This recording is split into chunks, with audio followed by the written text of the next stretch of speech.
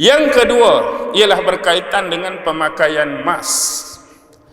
Kita hari ni patuh SOP pakai mask, pergi mana-mana pun pakai mask. Kadang-kadang terlupa, duduk rumah dah ni, masuk tandas, mana mask saya? Tanya bini. Padahal duduk dalam rumah dah, tapi sebab apa? Sinonim pemakaian mask ni dia padahal nak pergi memerut je pun. Awak sini istilah memerut ni orang Penang guna ke?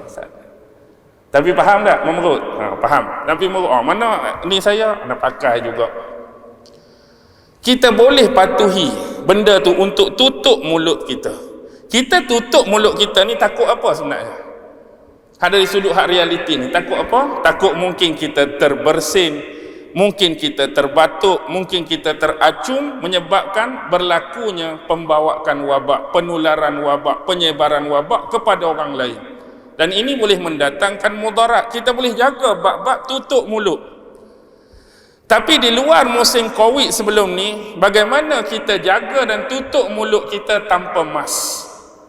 Maksud tutup mulut ni bukan dari sudut penyakit ni, nahabaknya jaga mulut kita dari menyakiti saudara-saudara kita. Jaga mulut kita daripada mencaci, mengumpat orang lain. Kita boleh jaga tak? Kita bagi mask tak kat mulut dan lidah kita sebelum ni? Ni kita bimbang ni. Tak boleh terbersin ni, membahayakan orang lain. Ni tak boleh ni, terbatuk, membahayakan orang lain. Ni tak boleh ni, teracum, membahayakan orang lain. Bimbangnya kita menjadi penyebab kepada mudarat orang lain. Tetapi sebelum ni berapa ramai yang bimbang mulut-mulut dia yang tanpa mask tu. Bukan kata dia bimbang, malah dia menyebarkan kemudaratan. Mungkin dia memfitnah dengan mulut tadi. Mungkin dia berbohong dengan mulut tadi. Mungkin dia mengejek dengan mulut tadi. Mungkin dia menjatuhkan aib dengan mulut tadi. Mungkin dia merendah-rendahkan orang lain dengan mulut tadi. Mungkin dia menghina dan sebagainya. Faham tak simbolik saya ni? Jadi kalaulah hak ni kita boleh jaga, hak tu lagi parah tuan-tuan. Hak ni tak pakai mask mungkin kena 1,000. Hak ni tak pakai mask mungkin kena 10,000. Hak tuan-tuan nak tanggung di akhirat besok akibat memfitnah orang, akibat menghina orang, akibat mencaci orang, akibat mengejek orang, akibat menghina dan merendah-rendahkan orang, lagi teruk, lagi parah tuan-tuan.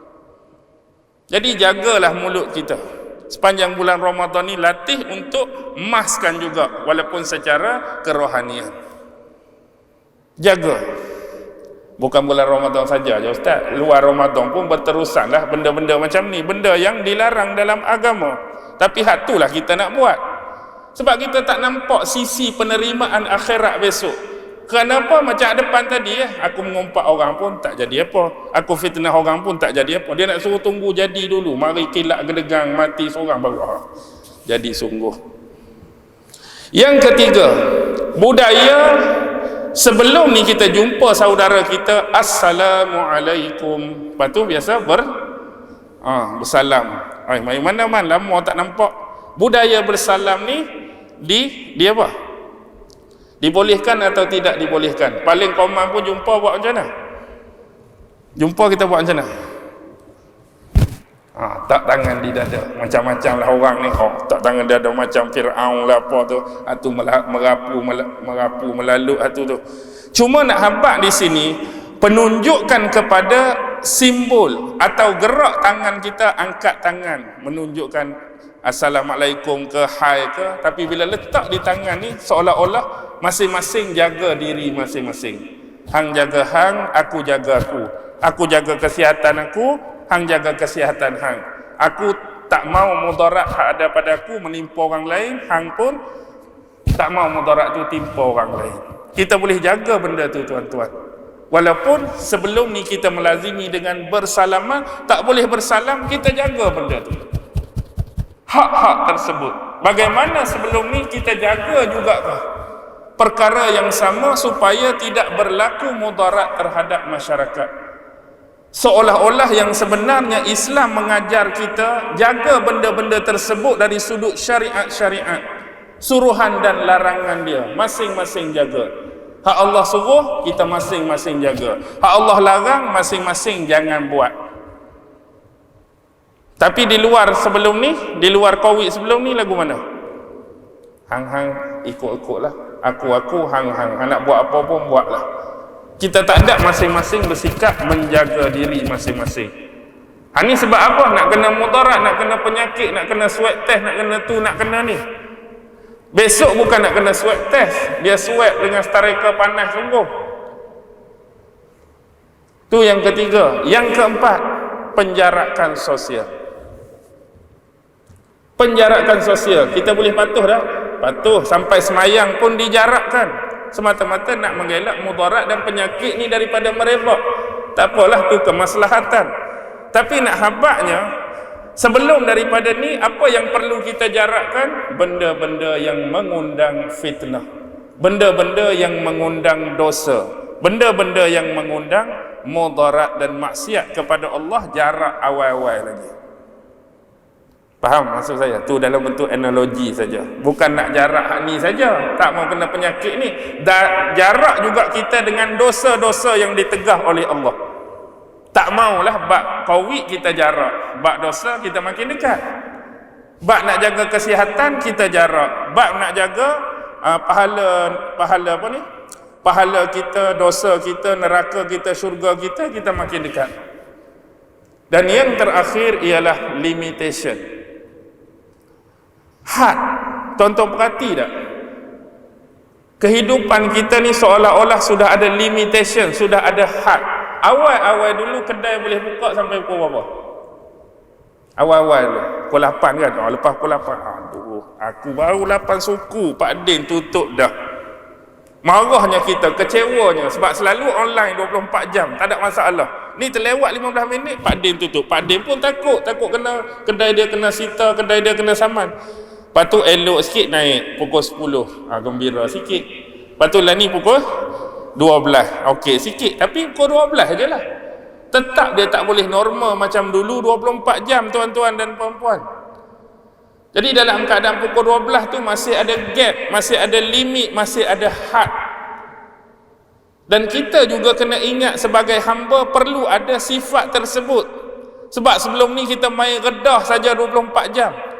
Saya bukan nak bincang 24 jam tu dari sudut perlakuan. Nak bincang tu dari sudut had masa. Jangan silap faham di sini. Masa 24 jam sebelum ni, tuan-tuan nak buat apa, tuan-tuan buatlah, selagi mana dia tidak mendatangkan kemurkaan, tak mendatangkan dosa. Benda buat hak baik-baik 24 jam, go on. Saya bukan nak bincang perbuatan, saya nak bincang had. Ada limitation. Begitulah dengan hidup kita. Kena beringat, ada benda yang kita boleh buat, ada benda yang sampai satu tahap, kalau aku buat, kena. Macam ni pukul 8, kita perhati betul-betul pukul 8, sampai ke 8 suku tak berani dah. Takut apa? Takut kena. Begitu juga dengan hukum-hukum Allah dan syariat Allah. Aku boleh bergerak tentang hukum ni takat ni saja. Kalau aku langgar hak ni, berdosa. Kalau aku langgar hak ni, dikira bermaksiat. Kalau aku langgar hak ni, dimurkai Allah. Kalau aku langgar hak ni, Allah marah. Kena ada limit tu. Jangan pakai redah, tak apa. Langgar 1000 lagu tu. Hidup ni biar ada ni Allah tak suka dah ni, patah balik. Ni Allah marah ni, patah balik. Biar ada limit, biar ada had. Dan kita kena ingat dari sudut umur kita pun ada had. Dari sudut kekuatan kita. Dulu ustaz, hari Minggu kita hiking. Hiking pergi mana? 3 bukit. Bukit Jambul naik turun. Mana lagi bukit? Bukit Bendera. Mana lagi bukit? Tapi bila dah umur kita ada limit tertentu. Ustaz, lagu mana bukit? Bukan kata 3 bukit, 1 bukit pun aku tak larat dah. Tengok. Bila dah mari usia-usia yang lemah kita ni, ada limitation. Jadi faham betul-betul. Baik. Sebab itulah kita ni WHO perkenalkan apa? Yang popular, stay at home. Apa maksud stay at home? Duduk rumah. Duduk rumah. Hak popular 3 benda. Apa dia? Bekerja dari rumah, belajar dari rumah, beribadah di rumah. Hak umum lah tu. 3. Dalam 3 ni, 2 tu agak mudah untuk buat. 1 tu memang susah dan sukar. Apa dia hak mudah? belajar di rumah dengan beribadah di rumah. Tu mudah, agak mudah. Sebab belajar ni material dia sama. Walaupun kita kata anak-anak kita di sekolah rendah sebagai contoh, mereka ada buku teks. Buku teks tu kalau tak belajar di sekolah, boleh belajar kat rumah, tak ada masalah. Dia boleh pindah material tu. Alat tulis pun hak di sekolah guna hak tu, kat rumah pun boleh guna hak tu. Nak belajar dengan cikgu, boleh guna benda-benda yang kita panggil Google Meet ke, Google Meeting ke, tu ni, boleh pakai lagi. Boleh lagi benda tu berjalan. Beribadah, tak boleh mari semayang di masjid. Boleh semayang tak kat rumah Ustaz? Boleh semayang. Berjemaah, tak boleh lah nak berjemaah. Kat rumah tak boleh berjemaah ke? Boleh. Puasa ni tak boleh nak berjalan mana? Kat rumah boleh puasa? Boleh. Tapi hak sukar sikit, bekerja dari rumah. Dia tak jadi sukar bagi orang yang kerja-kerja dia tu tak memerlukan alat-alat bantu yang biasa. Kita kata seorang YouTuber nak bekerja, tak payah hak tu YouTuber buka YouTube dia sandak kat dinding sandak kat dinding pasang mic, Assalamualaikum warahmatullahi, tak ada masalah tu. Bagaimana jenis orang yang bekerja yang memerlukan perantaraan atau wasilah peralatan, orang kerja kilang, takkan nak bawa enjin kilang tu mari rumah kita, mustahil. Maksudnya dia tu kena keluar. Macam mana nak buat berlaku bekerja daripada rumah? Orang yang jenis pertanian, sawah, ladang, padi, timun, pisang, takkan nak mari dalam rumah semua. Kena keluar, kena pergi kebun, kena pergi sawah, kena pergi tanam. Orang yang terjebak dengan nelayan tu, bukan kata ikan mari depan tangga rumah kita. Dia kena tebar jala tengah laut juga. Macam mana nak bekerja daripada rumah? Tu agak sedikit sukar. Kerana kesukaran ni lah kita memikirkan apa benda. Maksudnya, daripada musibah Covid ni, kita perlu muhasabah diri. Bahawa kehidupan kita ni tidaklah normal sebagaimana yang kita lalui sebelum ini. Sebelum ni boleh kita kontakkan dengan kita kata untuk memenuhi cita rasa dan kepuasan manusia dalam 3 benda terutamanya: pengetahuan, pekerjaan, kepuasan diri.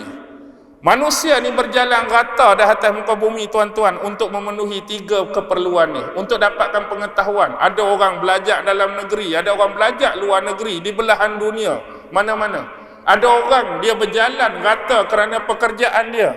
Ada orang berjalan rata kerana kepuasan diri, dari sudut makan angin, melancong, berjalan rata-rata. Walaupun transportasi ni memberi kemudahan kepada manusia.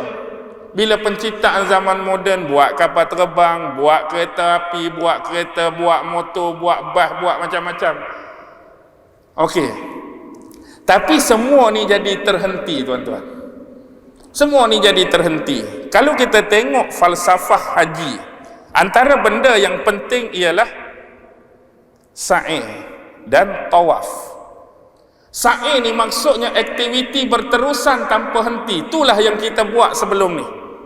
Kita berjalan rata, berjalan sini, tak berhenti. Operation kehidupan manusia untuk memenuhi tuntutan-tuntutan kehidupan. Tawaf pun tak berhenti. Pusing. Sehingga kan akhirnya menyebabkan satu benda yang kita berhimpun ramai-ramai. Itulah istilah yang dinamakan sebagai wukuf. Kita wukuf di padang Arafah tuan-tuan. Untuk apa? Untuk mengenang, untuk muhasabah, untuk koreksi diri, menjadi manusia yang tulen, yang sejati, yang otentik sebagai hamba Allah. Arafah nafsihi, untuk mengenal diri kita. Dan boleh dikatakan semua tawaf dan sa'i, simbolik saja ni, analogi tadi, jadi wukuf kerana Covid. Kereta ada, tapi tak boleh nak keluar. Kapal terbang ada, tak boleh nak rentah negeri. Hak ni larang, hak ni kami tak benarkan, hak ni kami tak benarkan. Benda tu asal ada. Hak ni lah dulu duk tawaf, hak ni lah dulu duk sa'i, hak ni lah dulu duk berjalan, hak ni lah duk bergerak, akhirnya wukuf semua. Faham tak analogi saya ni? Wukuf semua. Dan tujuan wukuf untuk benda tadi, koreksi, muhasabah. Yang mana bila duduk di rumah sebelum ni, kadang-kadang nikmat itu ada, bila hubungan kekeluargaan didekatkan kembali. Yang sebelum ni mungkin sibuk bekerja, nak tahu pasal anak pun tak dan. Isteri kerja juga, nak ambil tahu pasal tuition pun tak dan. Quran mengaji ke tak dan. Yang kita tahu makan ke tak, lapak ke tak, tu je. Tapi bila kena wukuf dalam rumah masing-masing, tak boleh keluar pergi mana ni. Abah ajak Iqra' malam ni, abah ajak Quran malam ni, mak dia ajak, Tuhan dia ajak ni. Hubungan tu makin dekat untuk kita muhasabah. Dulu manusia yang kurung binatang, tuan-tuan.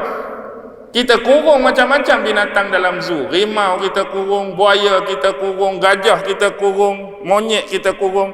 Lah ni hanya kerana satu spesies binatang, dia yang kurung kita. Betul? Betul, dia kan kurung kita ni. Hanya kerana kawik-kawik kurung kita. Kita pula jadi tak boleh, dia tu balik dah.